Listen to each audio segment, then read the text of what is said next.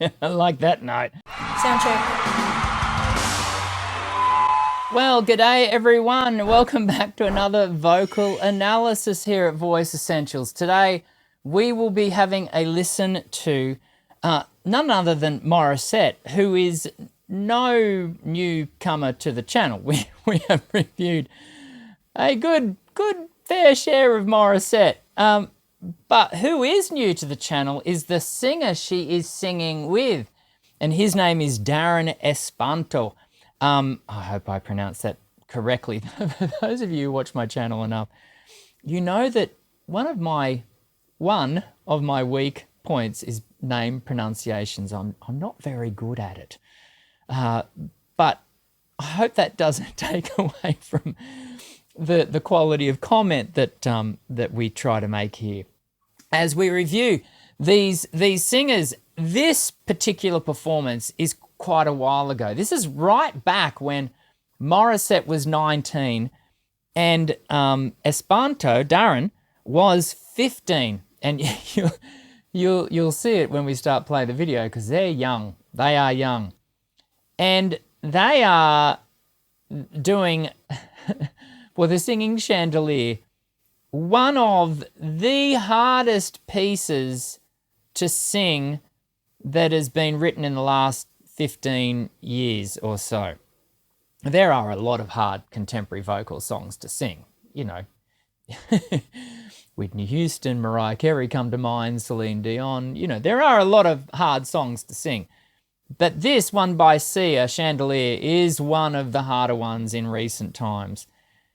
And wow, what a performance. You're going to get to hear it in a second. I want to make one other point, and that is, if my research serves me correctly, they literally had 1 hour to prepare this prior to doing the show because it had been requested by Wish Bus fans. This is a Wish Bus Music Awards performance.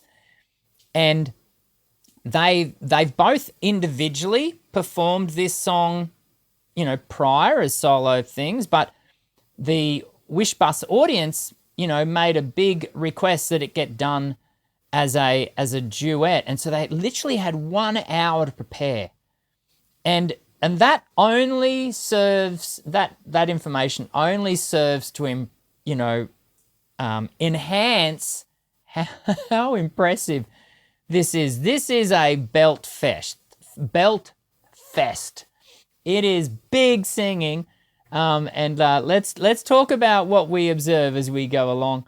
I think I know you'll enjoy this. This is a lot of fun, so much energy. Here we go.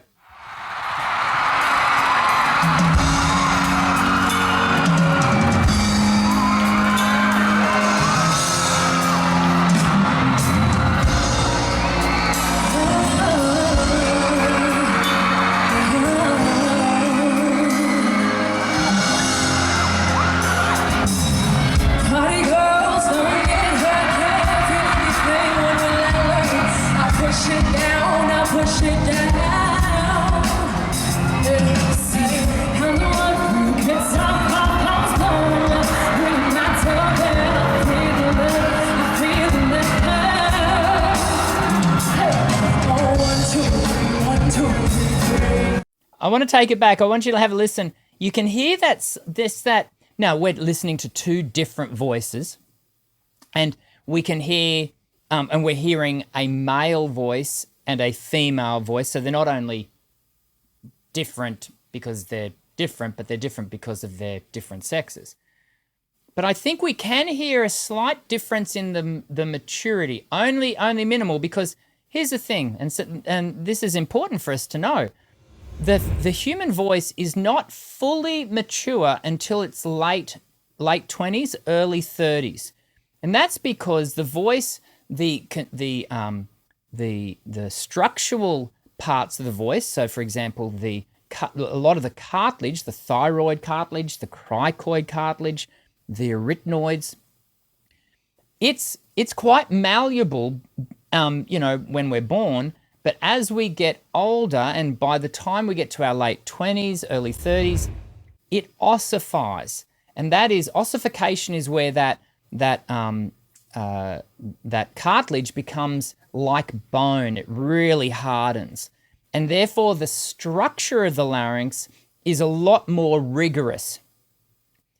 And there is a school of thought, and I'll play my cards openly here. I am of this school of thought that would suggest that songs like this, Chandelier, not Chandler, Chandelier by Sia, is not really a song that a young voice should engage with.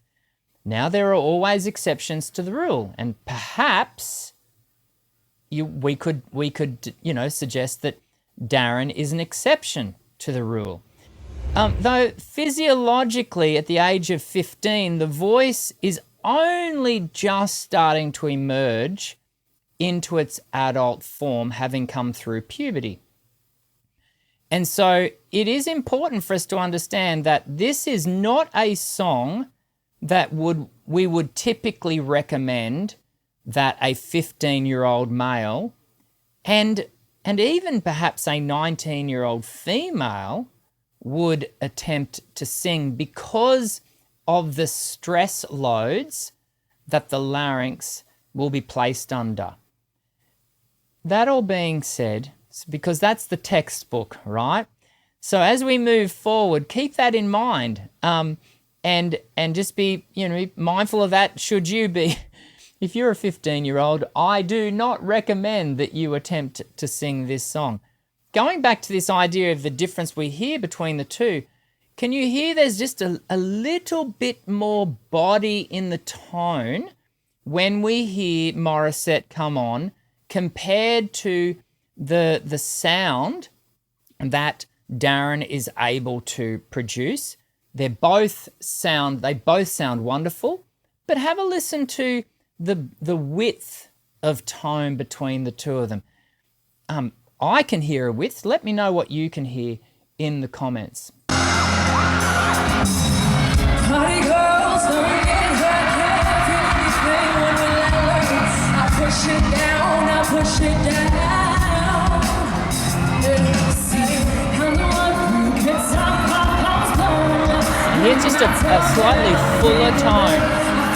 And that just may be a little bit of age difference. 1, 2, 3, 1, 2, 3, 1, 2, 3, 1, 2, 3, 1, 2, 3, going back to last time. Run us away from the chandelier. I like that note. All the comments I've just said aside, this is some good singing. It sounds awesome. It sounds awesome. I love the way he places that top note and the way he shapes his tone. He really nails the focal point of the tone.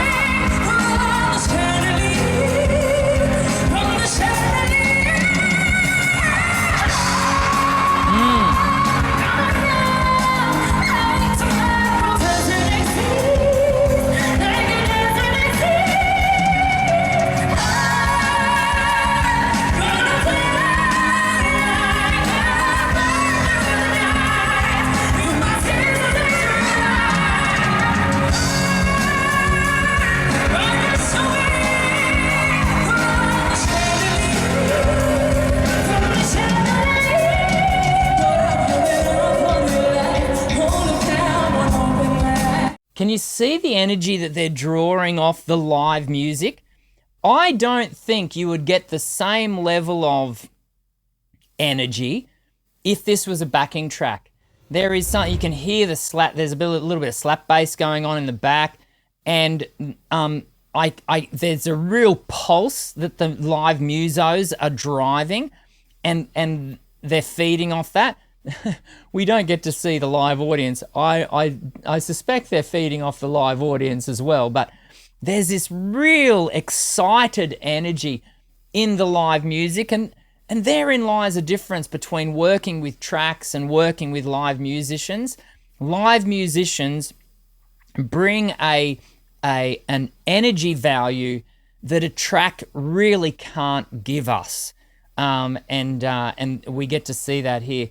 The other thing that I want to mention is, because we're talking about the difference between the two voices, this has been very cleverly arranged so that both voices not only complement each other, but really work towards each other, carrying the load that is this song, Chandelier. Why am I struggling with that word? Chandelier. The point being is that they are really carrying this load together. A burden shared is a burden halved. That's what I was searching for. And it is, you can hear them being able to carry this really heavy vocal load together, and it just makes it that little bit easier. There is nothing easy about this song.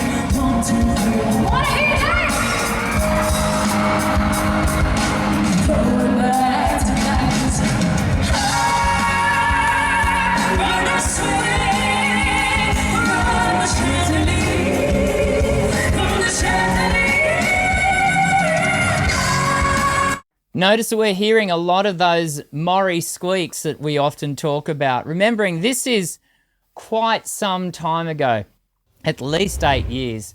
And the point being is that we've talked a lot about the Morrie squeak and how damaging over time that can be. She received a lot of input from a laryngologist to say, you know, by all means, keep doing it, but you'll have a short career.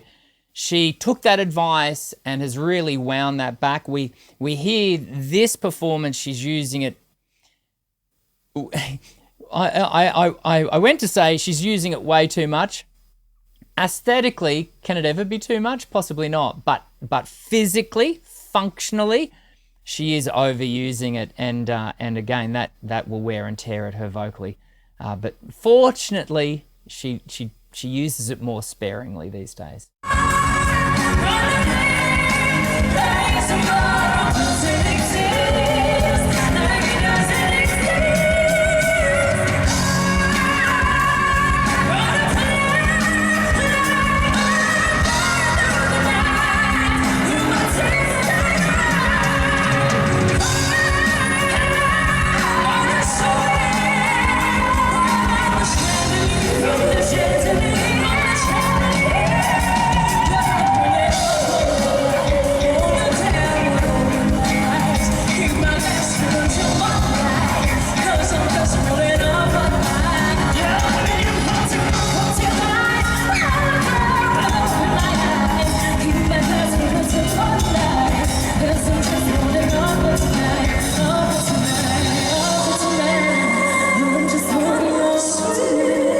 I want to go back and have a listen. What did we hear there? I'm wondering. I'm listening to Darren and what he's doing and I'm listening to what is he doing over the top. Is that whistle tone or just a very clean falsetto? Have a listen to that again, because I'm not sure. Here, coming up.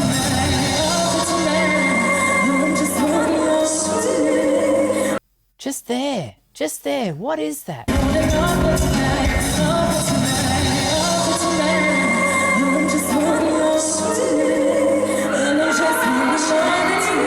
It's really hard to determine. Is that a whistle tone?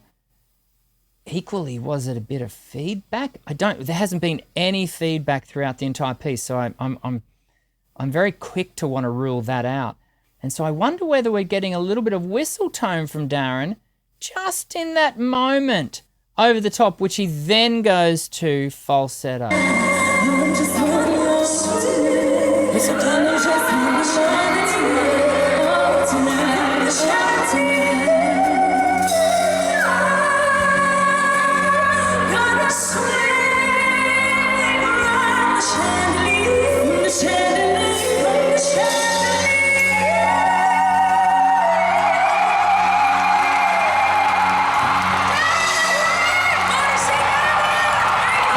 Such a big sing. I'm exhausted. Morissette and Darren here on Which 107.5. Whew, that is a big sing.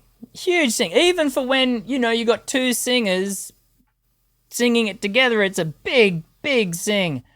Again, if you're thinking of doing this song, approach it with wisdom and caution. It is a very difficult / advanced piece for advanced singers.